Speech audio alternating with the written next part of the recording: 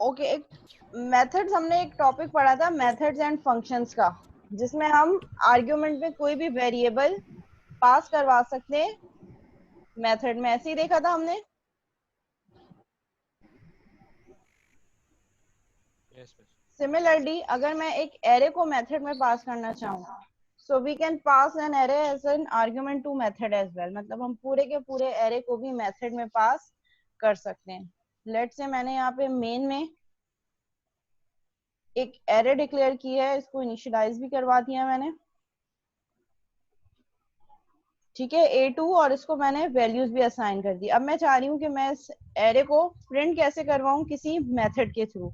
तो same class के अंदर ही मैंने एक मेथड बनाया, public static void print array, ठीक है, एक यूजर डिफाइंड मेथड बनाया। और इस यूजर डिफाइंड मेथड में हम आर्ग्यूमेंट कहाँ देते हैं मेथड में, आर्ग्यूमेंट कहूँ, पैरामीटर लिस्ट कहूँ या इनपुट कहूँ, यहाँ पे मेथड के नाम के बाद जो आपके पास राउंड ब्रैकेट्स होते हैं, इसके अंदर हम क्या बता रहे होते हैं, नंबर ऑफ आर्ग्यूमेंट्स, ये मेथड कितने वैल्यूज लेगा या कितने वेरिएबल्स लेगा, और उसकी डाटा टाइप्स। तो यहाँ पे हम क्या ले रहे हैं, यहाँ पे हम एक एरे, ये जो एरे है मैं इस एरे को पास करवाना चाह रही हूँ इस मेथड में एज एन आर्ग्यूमेंट। तो मेथड में जब हम पास कर रहे होते हैं एक एरे को, तो उसके लिए एरे का मेरे पास डाटा टाइप क्या है, इंटीजर। तो मुझे डाटा टाइप में पहले डिक्लेयर करूंगी इंट, और साथ में ये स्क्वायर ब्रैकेट्स। अब ये स्क्वायर ब्रैकेट्स क्या बता रहे हैं कि ये मेथड जब भी कॉल होगा, कॉल करते वक्त मुझे क्या देना पड़ेगा, मुझे इसकी वैल्यू देनी पड़ेगी, यानी कि आगे क्या देना पड़ेगा, एक एरे पास करवा रही हूँ मैं एज एन आर्ग्यूमेंट, और कुछ भी आप एरे का नाम रख लें, लेट्स से एरे, जो कि लोकल वेरिएबल है। अब होगा क्या कि जब मैं यहाँ से इस मेथड को कॉल करूंगी प्रिंट एरे, और प्रिंट एरे कॉल करते वक्त मैं इस A2 को पास करवा दूंगी,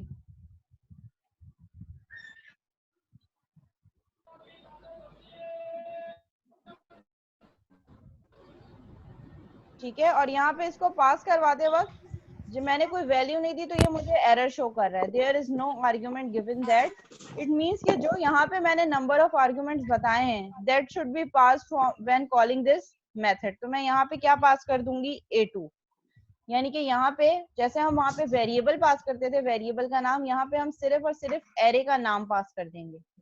तो जैसे मैंने प्रिंट एरे कॉल किया और इसमें इनपुट क्या दिया, A2, तो ये प्रिंट एरे को, मेरे पास प्रोग्राम का फ्लो मेन से निकल के कहाँ चला जाएगा, इस प्रिंट एरे की डेफिनेशन में, और A2 यानी कि ये जो पूरा एरे है, A2 का एरे, ये कहाँ कॉपी हो जाएगा, यहाँ पे एक और एरे बन जाएगा, और उस पूरे के पूरे एरे में A2 पूरा का पूरा एरे क्या हो जाएगा, स्टोर हो जाएगा। रिपीट करूँ या मैं,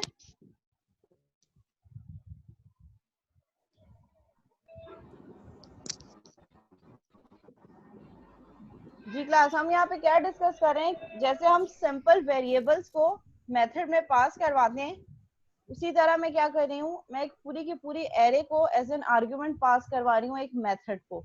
सो यहाँ पे मैंने जब मेथड की प्रोटोटाइपिंग बनाई, पब्लिक स्टैटिक वॉइड मेथड का नेम, और नेम के साथ जहाँ पे हम आर्ग्यूमेंट लिस्ट दे रहे होते हैं, जहाँ पे हम पैरामीटर लिस्ट दे रहे होते हैं कि इस मेथड में क्या कुछ इनपुट जाएगा या नहीं जाएगा, तो यहाँ पे मैंने क्या डिक्लेयर कर दिया, इंट एरे, जैसे हम सिंपल एक वेरिएबल डिक्लेयर करते हैं इंट ए, इंट बी।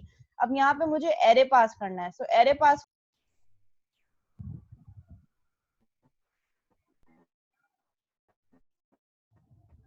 जी क्लास शेयरिंग हो रही है, ठीक है। तो मैंने जैसे यहाँ पे मेथड क्रिएट किया, मेथड की प्रोटोटाइपिंग पे ही मैंने क्या पास कर दिया, मैंने यहाँ पे ये बता दिया कि ये जो मेथड है, ये जो इनपुट लेगा एज एन आर्ग्यूमेंट, वो क्या होगा, एक एरे होगा। कैसे पता चला, इन स्क्वायर ब्रैकेट्स के थ्रू। तो अगर आपने कभी भी कोई एरे पास करवानी हो मेथड में, तो आप मेथड के नाम के साथ आगे राउंड ब्रैकेट्स के अंदर आप डाटा टाइप डिक्लेयर करेंगे उस एरे की, जो एरे आपने पास करनी है। मैंने A2 पास करवानी थी, A2 की डाटा टाइप इंटीजर है, सो मैंने यहाँ पे इंटीजर डिक्लेयर किया, स्क्वायर ब्रैकेट्स, और आगे एक लोकल वेरिएबल डिक्लेयर कर दिया। अब होगा क्या कि मेन, प्रोग्राम हमेशा मेन से स्टार्ट होता है, एंट्री पॉइंट इज मेन। यहाँ पे ये A2 का एक एरे बनाएगा और उसको 13579 से इनिशियलाइज कर देगा। नेक्स्ट मैंने क्या किया, प्रिंट एरे के मेथड को कॉल कर दिया। सो जब प्रिंट एरे कॉल होगा तो अपने साथ मैंने इसको क्या पास कर दिया एज एन आर्ग्यूमेंट A2। तो ये क्या करेगा, प्रिंट एरे के पास, अब प्रोग्राम का कंट्रोल मेन से निकल के प्रिंट एरे की डेफिनेशन में चला जाएगा। प्रिंट एरे, और ये जो A2 है, ये जो पूरा एरे है, ये पूरा एरे कहाँ कॉपी हो जाएगा, एक जो नया मैंने एरे डिक्लेयर किया है जिसकी डाटा टाइप स्क्वायर ब्रैकेट से पता चल रहा है कि ये एक एरे है। सो ये जो A2 है, इसके सारे एलिमेंट्स या इसके जितने भी कंटेंट्स हैं वो वन बाय वन इस एरे में कॉपी हो जाएंगे। जैसे ही मैंने यहाँ से A2 पास किया तो A2 का साइज मेरे पास क्या है 5। तो जैसे ही A2 यहाँ से यहाँ एरे के पास पास हुआ तो ये इसी के अकॉर्डिंगली एक और एरे बनाएगा मेमोरी में और उसका साइज भी 5 कर देगा इस A2 की बेसिस पे। और 5 एलिमेंट्स A2 के वन बाय वन इस लोकल वेरिएबल जो एरे है, एक लोकल एरे बना है, इस पे स्टोर हो जाएगा। अब मैं वन बाय वन इसको प्रिंट करवाना चाह रही हूँ। तो प्रिंट हम कैसे कराएंगे, जैसे प्रिंट करवाते हैं, for int i is equal to 0 semicolon, i is less than कितना चलेगा। अब हम इस एरे की बात कर रहे हैं क्योंकि अब A2 यहाँ पे अनडिफाइन है। A2 से सिर्फ वैल्यू पास हुई है जो कि इस एरे में स्टोर हो गई है। इसीलिए मैं अपनी लूप कैसे चलाऊंगी, i is less than array dot length semicolon i plus plus, then simple यहाँ पे हम इसको कर देंगे console dot write line, console dot write line array of i। ठीक है, जब मैं इसको रन करूंगी तो मेन से एंट्री पॉइंट है, एरे डिक्लेयर होगा, वैल्यूज इनिशियलाइज होंगी 13579। और जैसे ही प्रिंट एरे का मेथड कॉल करूंगी और A2 पास कर दूंगी यानी कि एक एरे पास करूंगी, तो ये क्या करेगा 13579 5 एलिमेंट्स का एक यहाँ पे एक एरे बनाएगा मेमोरी में, जिसमें कितनी एलिमेंट्स स्टोर हो सकते हैं 5। और ये 13579 जब यहाँ से ये वैल्यू A2 पास करेगा, थ्रो करेगा, तो ये सारी वैल्यूज वन बाय वन इस एरे में 0 1 2 3 4 पे स्टोर हो जाएंगी। और फिर मैं इसको वन बाय वन एरे आई यानी कि एरे 0, सो एरे 0 पे क्या वैल्यू रखी होगी 1, वो प्रिंट हो जाएगी। फिर एरे 1 पे क्या वैल्यू रखी होगी 3। रन करके देख लेते हैं इसको।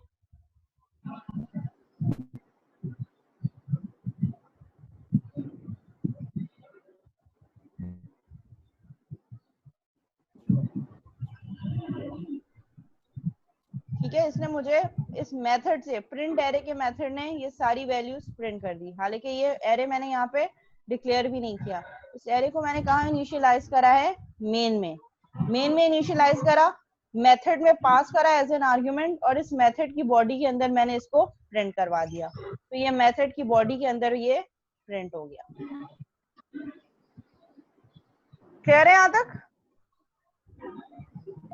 Yes, ma'am.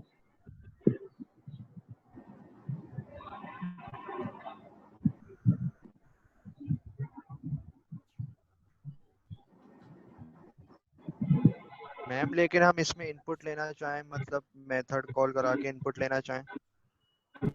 एरे में यस मिस। कर सकते हैं, यहाँ से इनपुट हटा दें, एरे यहाँ पास कर दें। एरे पास करने के बाद इनपुट लेने के लिए for int i is equal to 0 semicolon i is less than array dot length semicolon i plus plus array of i। जैसे हम इनपुट लेते हैं एरे में वैसे आप इनपुट ले सकते हैं। Convert dot to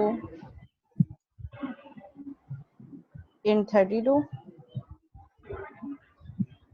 console dot read line.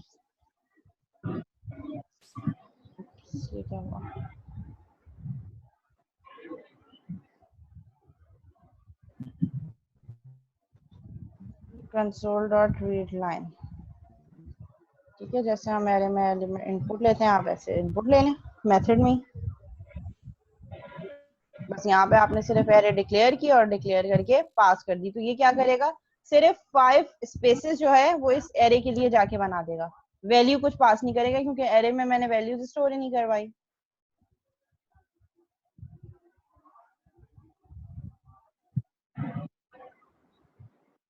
Okay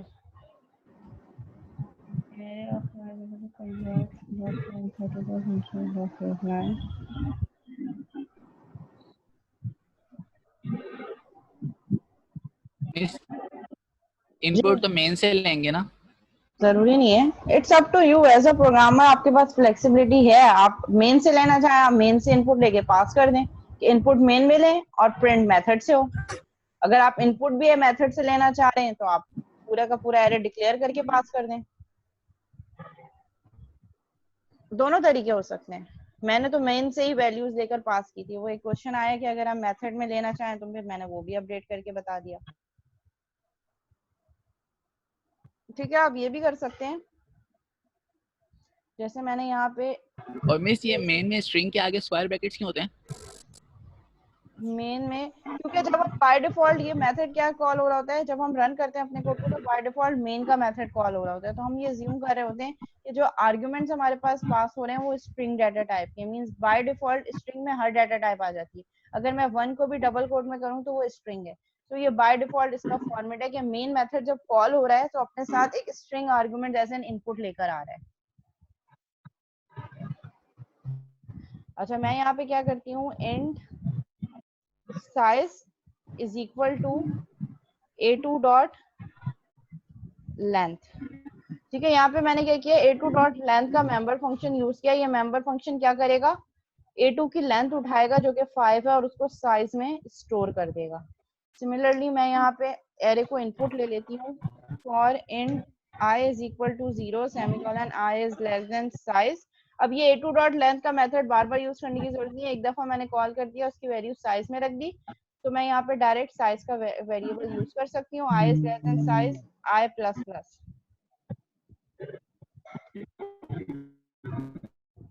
ठीक है, और यहाँ पे हम कर देंगे, ठीक है, और यहाँ पे मैंने इसको कर दिया a2 of i is equal to convert dot to int 32 console dot read line। ठीक है, और यहाँ पे मैं ये कह रही हूँ कि ये जो एरे है इसको इस मेथड में मैं सिर्फ इस एरे को प्रिंट करवाऊंगी, और प्रिंट करने के लिए मुझे क्या चाहिए, दो चीजें चाहिए, एक एरे इंट लेंथ। ठीक है, और यहाँ से भी मैं दो वैल्यूज पास कर देती हूँ, प्रिंट एरे एक a2, एक पूरा का पूरा एरे, और सेकंड में क्या ले रही हूँ, सिंपल एक वेरिएबल। तो मैं एक मेथड में एक एरे और एक सिंपल वेरिएबल भी एज एन इनपुट ले सकती हूँ। तो मैंने यहाँ पे एक एरे इनपुट दे दिया और एक लेंथ इनपुट दे दिया, और लेंथ में मैं क्या पास करवा दूंगी, ये साइज, यानी कि इस एरे का साइज भी मैंने पास करवा दिया। ये दो वैल्यूज यहाँ तक चली गई, और यहाँ पे मैं इसको a dot array dot length bar bar call करने के बजाय मैं क्या कॉल करवा दूं, साइज। अब इसको रन करते, सॉरी यहाँ साइज नहीं, ये जो साइज की वैल्यू है वो कहाँ स्टोर हो जाएगी, लेंथ में। तो फिर यहाँ पे हम इसको लेंथ तक चलाएंगे, ये वाली लेंथ, जो साइज की वैल्यू यहाँ पास हुई है लेंथ में, तो मैंने साइज के अकॉर्डिंगली इसको रन कर दिया। रन किया, इसने मुझसे वैल्यू, ये वैल्यू कहाँ ले रहा है मुझसे, एरे में, मेन में। फर्स्ट वैल्यू 10 दे दी,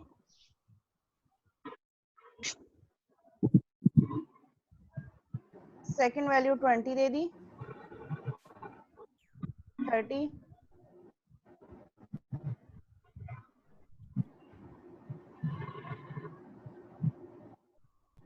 40, 50। ठीक है, और ये इन वैल्यूज मेन में इनपुट ली और प्रिंट कहाँ हो रही है, इस मेथड के थ्रू। सिमिलरली मैं चाह रही हूँ कि ये मेथड क्या करे, इन सब वैल्यूज को प्रिंट करे और इनका सम रिटर्न करे। तो क्लास अगर आप यहाँ पे नोट करें तो यहाँ पे एरे के साथ साथ आपका मेथड भी रिवाइज हो रहा है। ठीक है, मैंने यहाँ पे कहा कि ये जो प्रिंट एरे है ये रिटर्न करे एक इंटीजर वैल्यू जो इन सब का सम हो। ठीक है, तो सम के लिए मैं क्या करूंगी, int sum is equal to 0। ठीक है, और यहाँ पे जहाँ जैसे जैसे वो मैं प्रिंट करवा रही हूँ, इस प्रिंट के साथ साथ मैं क्या कह रही हूँ, sum is equal to sum plus, यानी कि सम में क्या वैल्यू स्टोर करते रहो, एरे ऑफ आई, यानी कि जो वैल्यू प्रिंट होती चली जा रही है, यानी कि 10, वो 10 कहाँ ऐड हो जाए, sum is equal to sum plus array of i, यानी कि एरे ऑफ आई में मेरे पास क्या है 10, 10 प्लस 0 10, सम की वैल्यू हो गई 10। फिर लूप आइटरेट हो, array of i, array of i क्या हो जाए यानी कि एरे ऑफ 1, उसमें क्या वैल्यू स्टोर है 20, सो 20 प्लस सम की वैल्यू क्या अपडेट हुई थी 10, 20 प्लस 10 30, सम की वैल्यू हो गई 30। फिर आई में इंक्रीमेंट हो, आई की वैल्यू मेरे पास क्या हो जाए 2, एरे ऑफ 2, एरे ऑफ 2 में मेरे पास क्या वैल्यू है 30, 30 प्लस सम की वैल्यू लास्ट क्या अपडेट हुई थी 30, सो 30 प्लस 30 60, सम भी जनरेट हो जाए और